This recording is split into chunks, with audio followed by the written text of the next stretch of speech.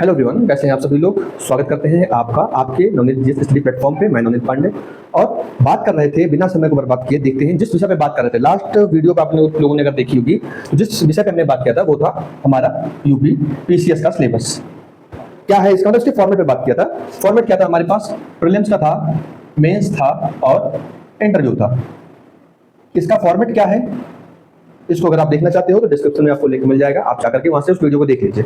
वहां पे हमने प्रीलिम्स की पूरा कैसे पेपर होगा, क्या होगा, कितने क्वेश्चंस आएंगे उसके बारे में बताया था। वैसे ही मेंस का बताया था, वैसे ही इंटरव्यू का बताया था। लेकिन आज का जो वीडियो है वो इस पर नहीं है। आज का वीडियो है मेंस को लेकर, और मेंस में हम बात करेंगे कौन कौन से हमारे पेपर होते हैं। तो जानते हैं कौन कौन से पेपर होते हैं।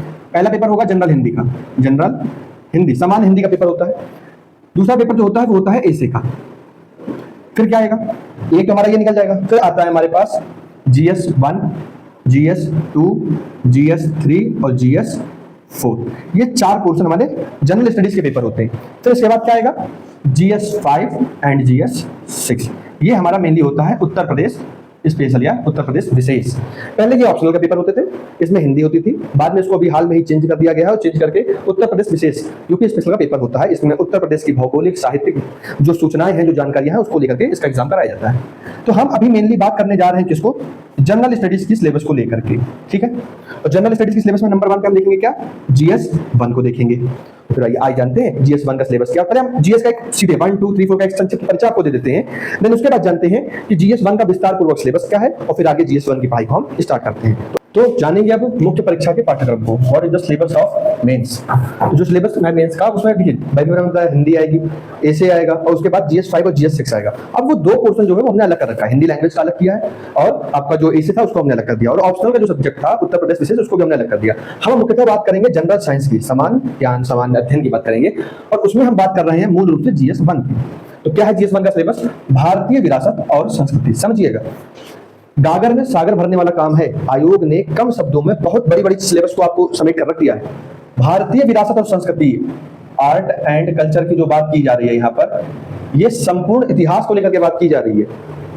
फिर विश्व इतिहास आएगा, आगे क्या आएगा, भूगोल और समाज आएगा। तो भूगोल क्या है, दो प्रकार के भूगोल है, विश्व का भूगोल और भारत का भूगोल, उसको भी देखना पड़ेगा, और समाज को भी हमको पूरा देखना पड़ेगा।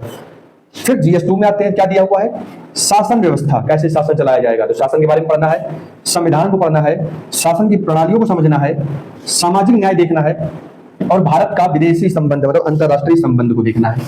फिर प्रौद्योगिकी की बात की गई है GS3 में, आर्थिक विकास, जैव विविधता, पर्यावरण, सुरक्षा तथा आपदा प्रबंधन। तो देखिए 1, 2, 3, 4, 5 से 6 सब्जेक्ट हमारे यहाँ पर दिखाई पड़ रहे हैं। फिर GS4 नीति शास्त्र, सत्यनिष्ठा एवं अभिरुचि की बात की जाती है, और ये सिलेबस हमारा दिया हुआ है। अब हम जो विस्तार करने जा रहे हैं वो किस सिलेबस का विस्तार करेंगे, GS1 का विस्तार करेंगे। तो आइए जानते हैं GS1 के बारे में। हाँ, तो ये जानते हैं सिलेबस के बारे में। मैंने कहा GS1 सामान्य अध्ययन प्रथम के पेपर का हम विस्तार देखेंगे कि आयोग वास्तव में चाह क्या रहा है, पेपर में क्या रहा। अब उसके बाहर सिलेबस नहीं जाता। ये हमारे यूपीएससी और यूपीपीएससी की खासियत है, जितना सिलेबस में दिया है उतना ही आता है। गलती कहां पर होती है, गलती होती है सिलेबस को समझने में। तो एक बार आइए विस्तार से सिलेबस को समझते हैं। क्या टॉपिक है पहला है भारतीय विरासत और संस्कृति। और जो भारतीय विरासत की बात की जा रही है, तो ये विरासत हमको कहां से मिलेगी, हमारे अतीत से मिलेगी। संस्कृति, ये भी हमारी प्राचीन है, कैसे मानव उद्भव हुआ, कैसे आया, और क्या अपने रीति रिवाजों को उसने अपनाया, कैसे उसने अपने समाज का निर्माण किया, वही चीज तो हमको जाननी है। और उसके लिए हमको जानना पड़ेगा हमारे इतिहास को। तो जो पहला टॉपिक बोल रहा है हम उसी का विस्तार देखेंगे, और उसका विस्तार हमको 4 पॉइंट्स में देखने को मिलता है, पहला, दूसरा, तीसरा और चौथा। तो पहला क्वेश्चन क्या है, भारतीय संस्कृति में प्राचीन काल से। अब देखिए यहीं पर पेपर में बोला गया है, सिलेबस में ही बोल दिया गया है कि भारतीय संस्कृति के बारे में अगर आपको जानना है तो कहां देखना है, प्राचीन काल से आधुनिक काल तक। प्राचीन काल से आधुनिक काल तक क्या देखना है, कला के रूप देखना है, साहित्य देखना है, और वास्तुकला देखनी है। और केवल इसी के मुख्य पहलू शामिल होंगे। नोटिस करिए, कहानी नहीं जानना चाह रहा है आयोग, ना साल जानना चाह रहा है, कुछ भी नहीं जानना चाह रहा है। क्या जानना चाह रहा है, प्राचीन से आधुनिक काल तक में कला के क्या रूप रहे हैं, कौन कौन सी कला निर्मित हुई है, उनको कैसे कैसे किस किस रूप में दिखाया गया है, किस किस युग में आया है, किस किस काल में आया है। तो कला के रूप, साहित्य, कौन कौन से साहित्य लिखे गए हैं, और वास्तुकला, कौन कौन सी इमारतें बनाई गई हैं, किन किन शैलियों का प्रयोग किया गया है। केवल इतना जानना चाह रहा है। तो आपको पेपर में वास्तविक रूप से पढ़ना क्या है, प्राचीन काल से आधुनिक काल, मतलब प्राचीन भारत देखना है, मध्य भारत देखना है और आधुनिक भारत देखना है।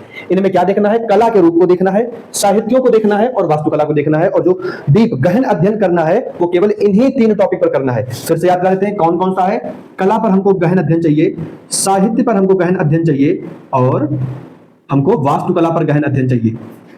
इसके ऊपर आयोग कुछ नहीं मांग रहा है। अब इसके ऊपर अगर आप पढ़ते हैं तो केवल समय बर्बाद करते हैं। आते हैं अब नीचे। फिर सेकंड टॉपिक में क्या बोलता है भाई? 18वीं सदी के लगभग मध्य से लेकर, अब 18वीं सदी का लगभग मध्य क्या होगा तो पहले जानेंगे सदी। चलिए यहां देखते हैं। अगर पहली सदी, प्रथम सदी की बात की जाए तो क्या होगी? सदी का मतलब होता है 100 साल।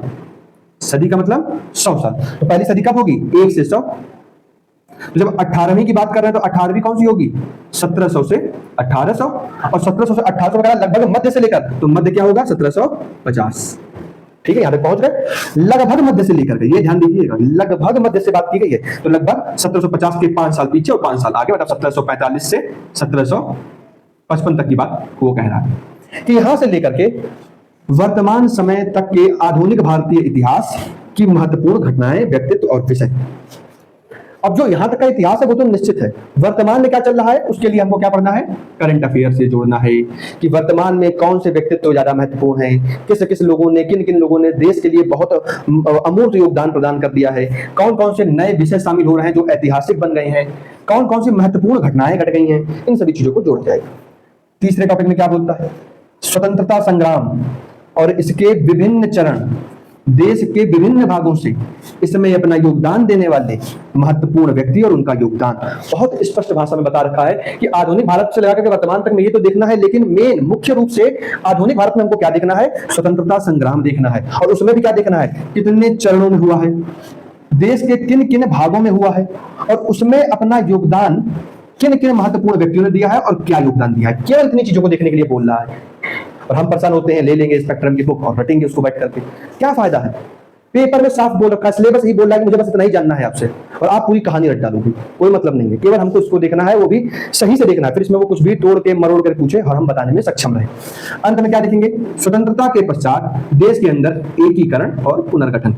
कैसे? अब ढेर सारी रियासतों में विभक्त था हमारा देश, उसको कैसे 300 प्लस रियासतें थी, इनको एक में किया गया और उनका एकीकरण करके पुनर्गठन किया गया, मतलब वापस से जोड़ करके एक अखंड भारत का निर्माण, जो अभी हम अपना भारत देख रहे हैं, उसको किया गया है। तो हमारे पहले टॉपिक के अंदर क्या सिलेबस दिया गया है, उसमें पेपर क्या पूछ रहा है, मैं मान लो कि आपको समझ में आ गया होगा। चलिए अब नेक्स्ट जानेंगे विश्व इतिहास के बारे में। तो आइए जानते हैं विश्व इतिहास का सिलेबस क्या है। नेक्स्ट टॉपिक विश्व का इतिहास। क्या है? विश्व का इतिहास। इसको हमने समझ लिया, प्राचीन भारत, मध्य भारत, आधुनिक भारत, आधुनिक भारत का स्वतंत्रता संग्राम, इससे रिलेटेड था। अब जानेंगे विश्व के इतिहास के बारे में, क्योंकि दूसरा टॉपिक क्या बोल रहा है? विश्व का इतिहास। क्या बोल रहा है विश्व के इतिहास में? तो विश्व के इतिहास में पेपर क्या पूछेगा? 18वीं सदी की घटनाएं, ठीक है, 1700 से लगा करके 1800 तक की सारी घटनाएं। फ्रांसीसी क्रांति आएगी, अमेरिका की स्वतंत्रता आएगी, ब्रिटेन की उपनिवेशवाद खत्म होंगे, औद्योगिक क्रांति होगी, ऐसे बहुत महत्वपूर्ण घटनाएं यहाँ पे होंगी। ठीक है, इटली का एकीकरण होगा, जर्मनी का एकीकरण होगा, नाजीवाद, फांसीवाद, ये सब देखना है हमको इसी के अंदर। बहुत महत्वपूर्ण टॉपिक ये बनता है आकर के, जिसको हमको विश्व पटल पे अनेक देशों के बारे में जानकारी करने का मौका मिलेगा। अफ्रीका में कैसे उपनिवेश बनाए गए हैं, अनेक उपनिवेशों ने जाकर के, वहां पे देशों ने जाकर के अपना उपनिवेश बनाया, वो भी इसी काल में हमको देखने को मिलेगा। और नोटिस करिए कि यही काल है जहां पर विश्व में भी ब्रिटेन अपना प्रभाव जमा रहा है और भारत पर भी इसका प्रभाव जमेगा। कैसे दोनों का संपर्क बनेगा वो हम देखेंगे यहाँ पर। यथा औद्योगिक क्रांति, देखिए औद्योगिक क्रांति पूछा जाएगा, मेन है। विश्व युद्ध आएगा, राष्ट्रीय सीमाओं का पुनः सीमांकन। अब जब एकीकरण होगा, मैंने कहा ना, जर्मनी का एकीकरण, इटली का एकीकरण, जब ये एकीकरण होंगे तो जो अलग अलग पृथक सीमाएं होंगी वो सब मिलकर के एक हो जाएंगी, तो वही राष्ट्रीय सीमाओं का पुनः सीमांकन किया जाएगा।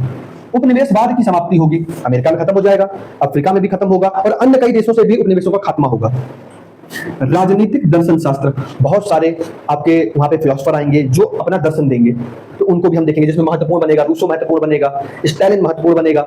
बहुत इंपॉर्टेंट आएंगे फिलोसफर जिनका अपना दर्शन है। इसी में आएगा मार्क्स, जो मार्क्सवाद की आप धारणा लेकर के चल रहे हैं समाजवाद पर, उसका भी दर्शन हमको यहाँ पढ़ना है। जैसे साम्यवाद, पूंजीवाद, समाजवाद, देखिए मार्क्स का आ गया, पूंजीवाद आएगा, आदि शामिल होंगे। उनके रूप और समाज पर उनका प्रभाव। आज क्या हमारा भारत का मिश्रित अर्थव्यवस्था को लेकर चल रहा है, लेकिन रूस आज भी समाजवादी अर्थव्यवस्था को लेकर चल रहा है, तो यही होगा। अमेरिका पूंजीवादी व्यवस्था को लेकर के चल रहा है, हम दोनों को मिलाकर के मिश्रित लेकर के चल रहे हैं।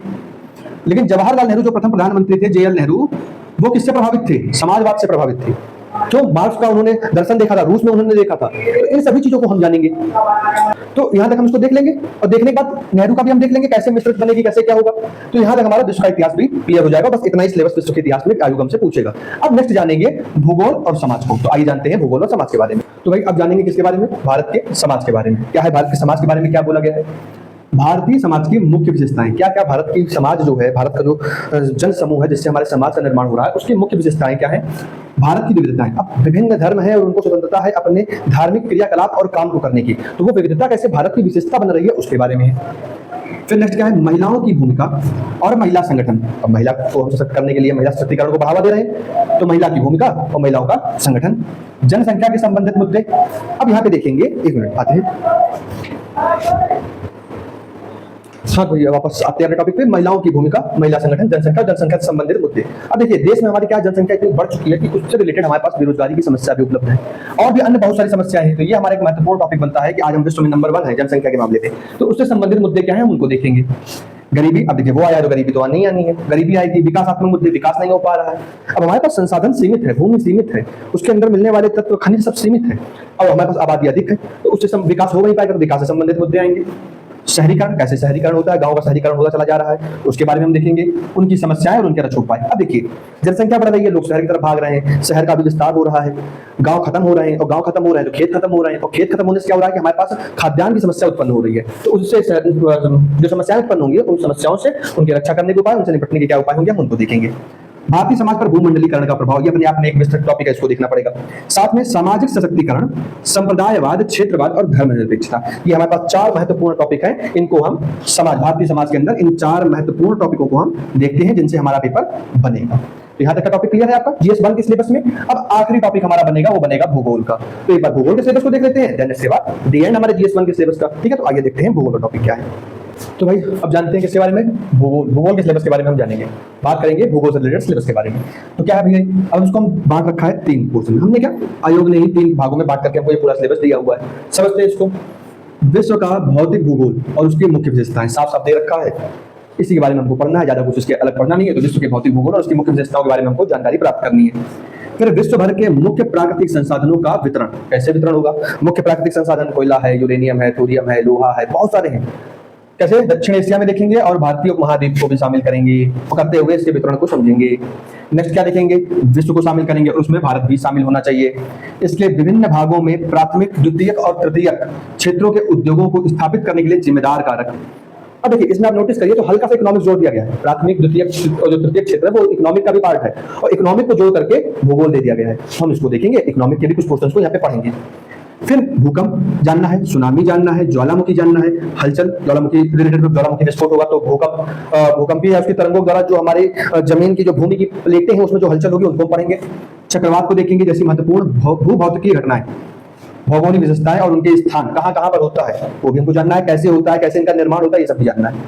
अति महत्वपूर्ण भौगोलिक विशेषताएं जैसे जल स्रोतों और हिमावरण सहित, तो ये सब महत्वपूर्ण घटनाएं हैं हमारे प्रकृति के अंदर होती हैं, और ये सब रिलेटेड जल स्रोत जानते ही हैं, नदी, झरना, उसके बाद समुद्र में जाएंगे, उनसे रिलेटेड जो गतिविधियां होंगी, नदियों का जो निर्माण होगा कैसे होगा, हिमावरण मतलब कि ग्लेशियरों से होगा, जहां पे बर्फ पड़ती है वहां पे भी हमारे प्रकृति के अंदर है। वनस्पति देखेंगे, प्राणी जगत में परिवर्तन देखेंगे, इस प्रकार के परिवर्तनों के प्रभावों को हम जानेंगे कि हमारी पृथ्वी पर क्या पड़ रहा है। तो ये पूरा हमारे पास एक भूगोल का है। हमने देख लिया भारतीय विरासत और संस्कृति को, विश्व के इतिहास को, भूगोल को और समाज को। ठीक है, यहां तक में कोई हमको नहीं लगता कि आपको कोई समस्या पड़ी होगी। तो मेनली हम अगर बात करते हैं तो देखिए हमारे पास जीएस के सिलेबस में क्या क्या है। तो हमारे जीएस के सिलेबस में हमको मिल क्या रहा है? सामान्य अध्ययन के प्रथम पेपर में हमको मिल रही है हिस्ट्री, और हिस्ट्री में कौन सा पोर्शन है? प्राचीन है, मध्य है, आधुनिक है, इसके बाद क्या है याद करिए? आजादी के बाद भारत का एकीकरण, ये दिया हुआ है। ये हिस्ट्री के हमारे पास 4 टॉपिक मिले। फिर सेकंड, अभी आपको हमने ज्योग्राफी दिखाई दिया, पूरा ज्योग्राफी का सिलेबस हमने देख लिया, वर्ल्ड और इंडियन दोनों है। ठीक है, साथ में एक छोटा सा पोर्शन जोड़ रखा है इकोनॉमिक्स का, वो भी हमको ध्यान देना है। जो प्राथमिक, द्वितीयक और तृतीयक क्षेत्र, प्राइमरी, सेकेंडरी और टेरिटरी जो एरिया दे रखी है, जो उसका वो दे रखा है, उसको भी हमको पढ़ना है, कैसे फिर उसके उद्योगों के निर्माण का प्रभाव हमारे पर पड़ता है। थर्ड हमारे पास क्या है? वर्ल्ड हिस्ट्री है। वर्ल्ड हिस्ट्री के भी मैंने सारे पॉइंट आपको पॉइंट आउट करवा दिए थे। और फोर्थ हम क्या देख रहे हैं? Sociology, social. तो ये 4 मेजर टॉपिक्स हैं हमारे पास जो हमारे GS1 के सिलेबस में पूछा जाता है और मैंने विस्तार से इनके बारे में बता दिया है। अब अगली वीडियो में हम देखेंगे, क्योंकि ये वीडियो ज्यादा बड़ी भी हो रही है तो हम इसको अगले पार्ट में चेंज कर देते हैं। अगले पार्ट में हम क्या देखेंगे कि हिस्ट्री के सिलेबस को मैं खोलूंगा और आपके प्राचीन हिस्ट्री को, प्राचीन इतिहास को हम चालू करेंगे। तो मिलते हैं अगली वीडियो में, ठीक है। तब तक के लिए अगर आपको वीडियो अच्छी लगी हो, जानकारी अच्छी लगी हो और अगर सिलेबस समझ में आ गया हो तो प्लीज चैनल को लाइक, सब्सक्राइब और शेयर जरूर करिएगा, भूलिएगा नहीं। जुड़े रहिए हमारे साथ, ना कोचिंग ज्वाइन करने की आवश्यकता पड़ेगी, ना कहीं जाने पड़ेगी, बस आप यूट्यूब में हमारे साथ जुड़े रहिए। आपका पूरा सिलेबस मैं तैयार करवाऊंगा और आप देखेंगे कि आपसे क्वेश्चन सॉल्व हो रहा है, ठीक है। तब तक के लिए मैं आपसे विदा लेता हूं।